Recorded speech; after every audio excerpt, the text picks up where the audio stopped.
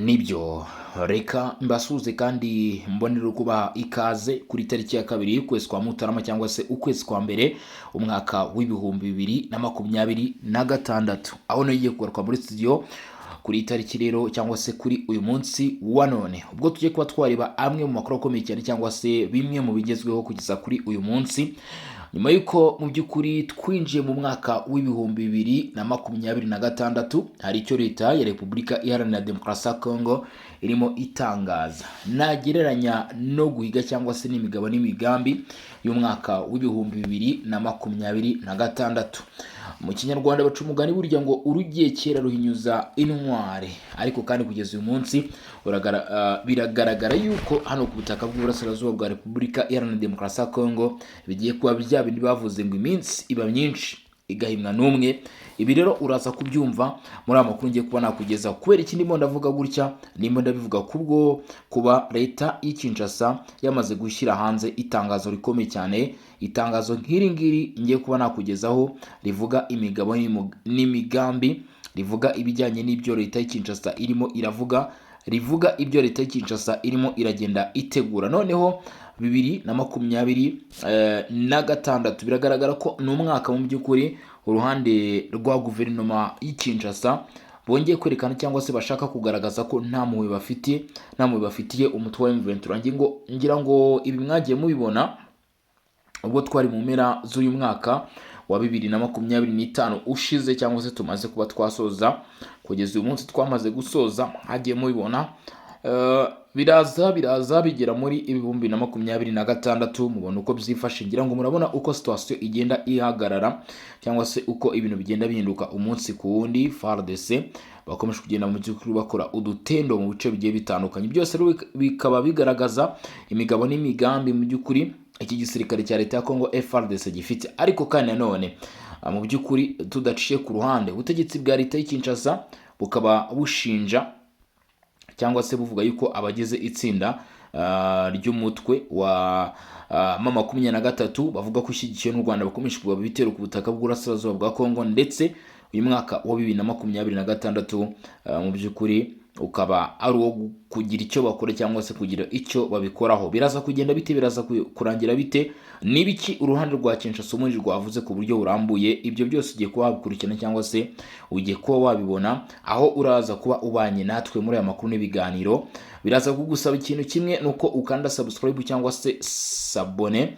Bamaze kubikora sava it's okay, ni byiza kandi ni by'agaciro gakomeye cyane ku batarabikora. Ndagira ngo murebe kuri ako kabuto gatukura, numara kureba kuri ako kabuto gatukura ukaba umaze kuba mu by'ukuri wagakandaho cyangwa se wagakoraho, nta kindi kintu kiraba gisigaye usibye gukora ku kazogera, ubundi kabisa tukinjira muri aya makuru, tukinjira muri mwaka mushya wa 2026 tureba uko ibintu byifashe tureba mu by'ukuri uko ibintu bihagaze mu by'ukuri kugeza kuri uyu munsi cyangwa se kugeza kuri uyu munota.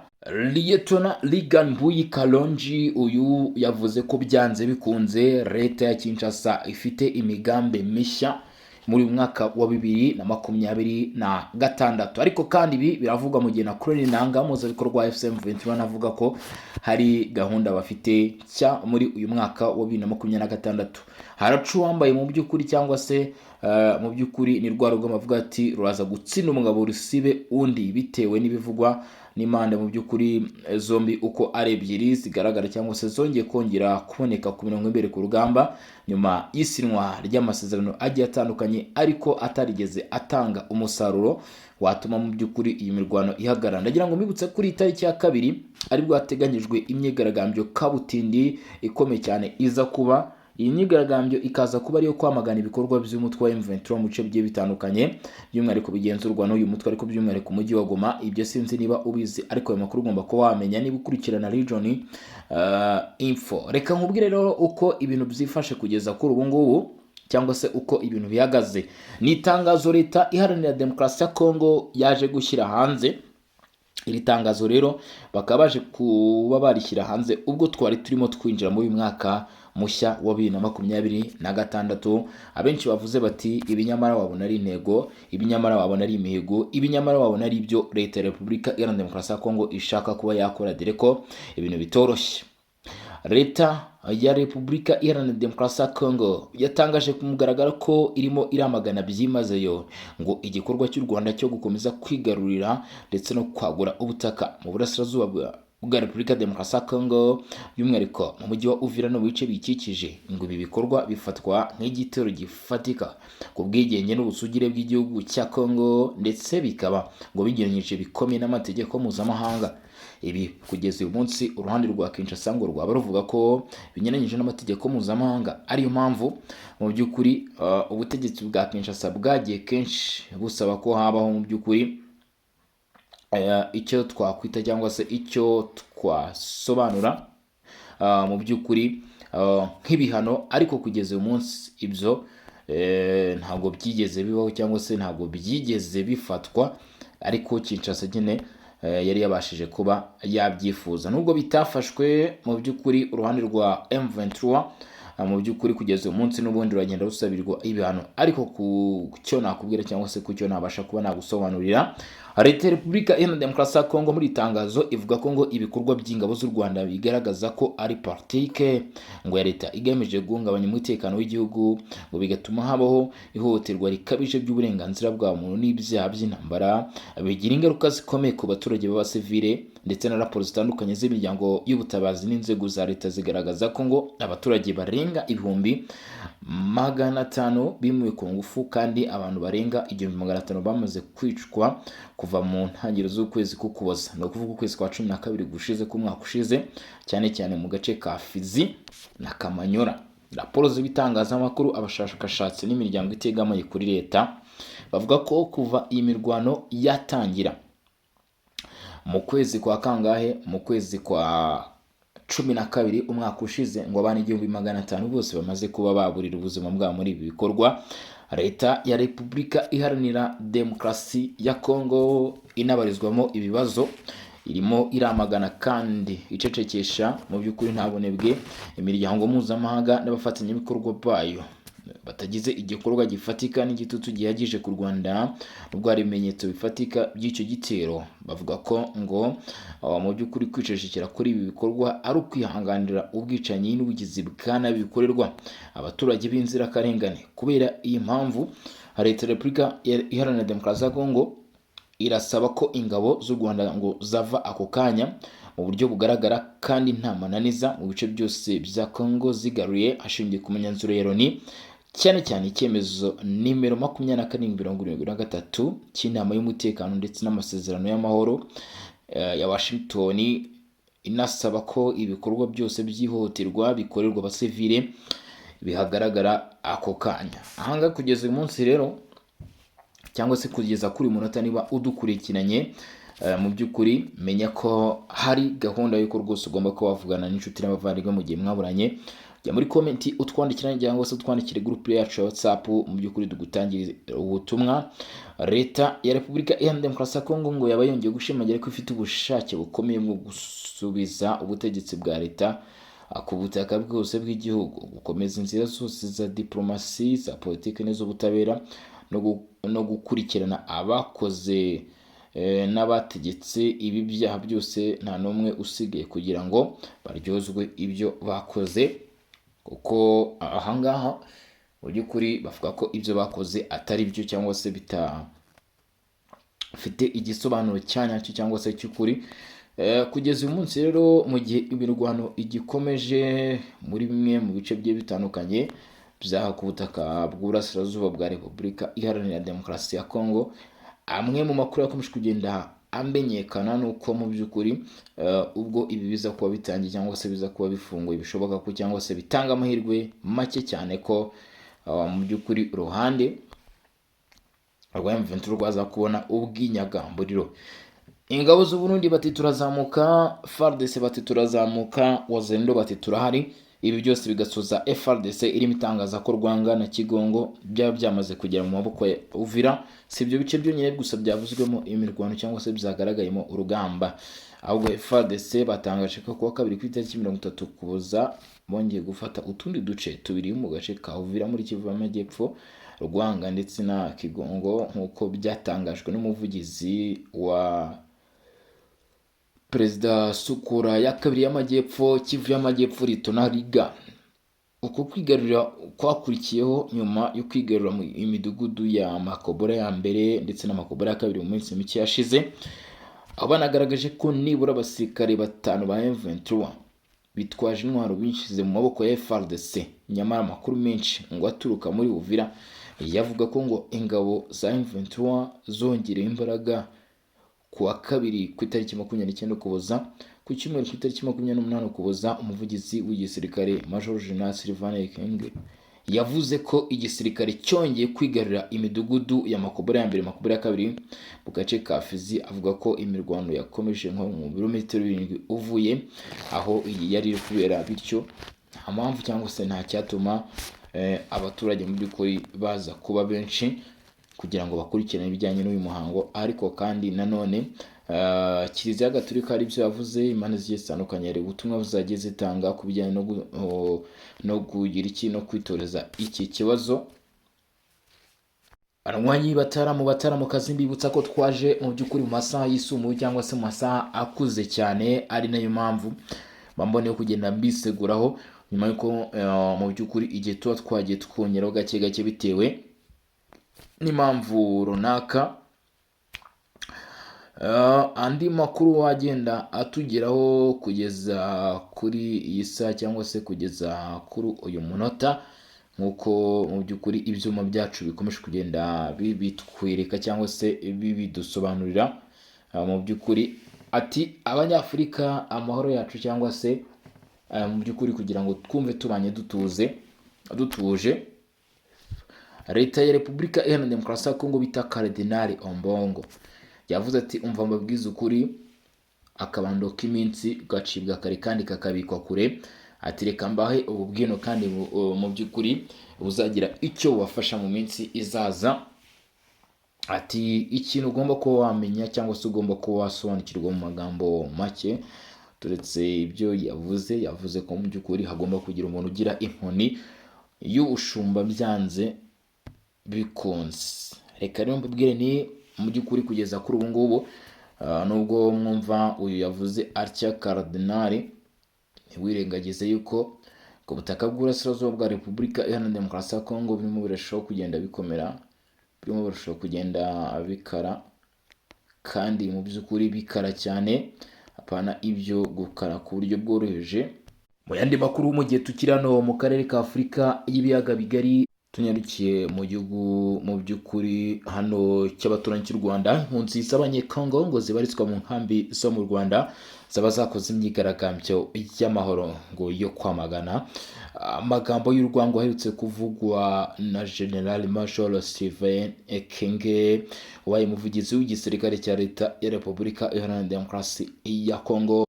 Kugeza uyu munsi ku bikomeje kugenda bitangazwa, imyigaragambyo plutôt ngo yaba yabaye mu mahoro, kandi yakozwe ku itariki ya 15/26.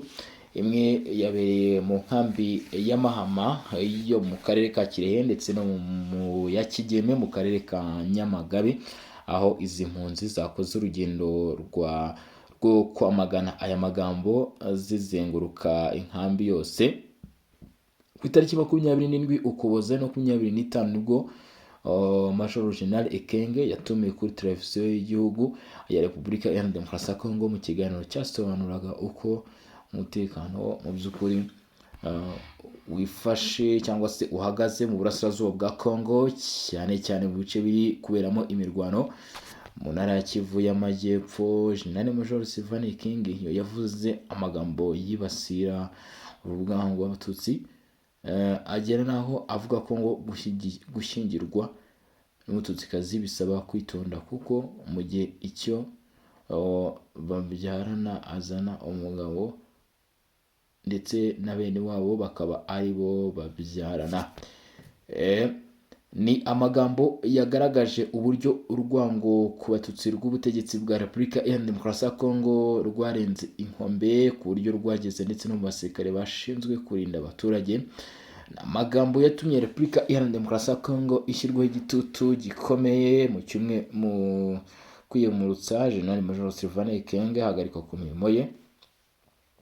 Inkambi Mahama izi impunzi zigaragambijemo abarizwa mu mpunzi ibihumbi 72,100 zirimo abanyekongo ibihumbi 27 biganjemo abamaze imyaka 30 mu buhunzi n'abakiri bato bagiye bavukira mu nkambi zitandukanye, bose bahunze ubugizi bwa nabi bwakorerwaga mu gihugu cyabo. Witwa Umutoni Chantal ubarizwa mu nkambi ya Mahama we yavuze ko ngo urugendo rw'amahoro bikozwe rugamije gusaba isi yose kumva akarengane na ivangura bakorewe. Yavuze ko badashobora kwishimira iminsi mikuru nk'abandi ngo baceceke mu gihe abayobozi batarimo bagira icyo bakora. N'urugamba rero rukomeje ku butaka bw'uburasirazuba bwa Repubulika ya Demokarasi ya Kongo kugeza uyu munsi. Abashyigikiye inyishyamba za M23 baragaragaza ko mu by'ukuri bakomeje kuba mu by'ukuri bazishyigikira, ariko kandi nanone n'abashyigikiye uruhande rwa guverinoma ya Repubulika ya Demokarasi ya Kongo nabyo bikaba uko. Kugeza uyu munsi hashize imyaka 2 umubano w'u Rwanda n'u Burundi ujemo agatotsi nyuma y'agahenge kari kamaze umwaka. Ku itariki 11 Mutarama 2025 leta y'Uburundi yafashe icyemezo cyo gufunga imipaka yose ku butaka, isobanura ko igishingira ku kubungabunga umutekano w'igihugu. Mu Ukuboza 2023 leta ya Repubulika Iharanira Demokarasi ya Kongo leta y'u Burundi yashinje u Rwanda gufasha umutwe wa M23, umutwe witwaje intwaro wa Red Tabara wari uherutse kugaba igitero muri zone ya Gatumba iherereye mu ntara ya Bujumbura. Abarwanyi b'uyu mutwe bateye baturutse mu ntara ya Kivu y'Amajyepfo muri Repubulika ya Demokarasi ya Kongo. Leta y'u Rwanda yasobanuye ko ntaho ihuriye na leta na Red Tabara kandi ko n'ikimenyimenyi abarwanyi babo batanyuze ku mipaka ihuza ibihugu byombi ubwo bateraga muri Gatumba, ahubwo bako baturutse muri Repubulika ya Demokarasi ya Kongo. Ingabo z'u Burundi zari zimaze igihe kinini zikorera cyangwa se mu by'ukuri zirimo zikurikirana ibikorwa bigiye bitandukanye kugeza uyu munsi. Rero nk'uko amakuru akomeje kugenda abivuga, muri ngo waba wongeye kwaka muri Gashyantare 2025 Perezida Evariste Ndayishimiye w'u Burundi wari umaze iminsi atuje yongeye kwibasira u Rwanda bikomeye yifashishije mu by'ukuri imiyoboro itandukanye kugeza uyu munsi nk'uko bigaragara. Reka twinjiye mu makuru nta gutinda cyangwa se uko ibintu byifashe mu gihe u Burundi bwari bukomeje gushinja u Rwanda gufasha Red Tabara bwakoze ibishoboka byose buhuza uyu mutwe Pierre Nkurunziza muri Gicurasi 2015 bagahungira i Kigali. Gusa ibi byaranze cyangwa se ntabwo byaje gukunda kubw'impamvu runaka. Ndayishimiye yavuze ko afite amakuru yizewe ahamya ko abarwanyi b'uyu mutwe batorezwa mu Rwanda kandi ko ubuyobozi babo harimo abagerageje kudeta. Mu by'ukuri si ibyo byonyine, barimo abasivile, barimo abenshi basigaye baba mu bihugu by'Uburayi bikabije nk'Ububiligi. Ari impamvu mvugane kugeza uyu munsi imirwano isa nk'iyahindutse. Ibisobanuro leta y'u Rwanda yahaye u Burundi ntibyahindutse. Abarundi bashakishwa bakiri mu Kigali ndetse impuzamahanga zirengerwa n'integeko. Mu by'ukuri leta y'u Burundi yasobanuye ko mu gihe u Rwanda rwashyikiriza abagerageje kudeta yahita mu by'ukuri ifungura imipaka, abaturage bakongera guharanira bakagendana bakaba rero basangira. Reka mvuge ni wakoze cyane kudukurikirana, wakoze cyane kubana natwe kugeza kuri uyu munota ku itariki 2 Mutarama umwaka w'2025.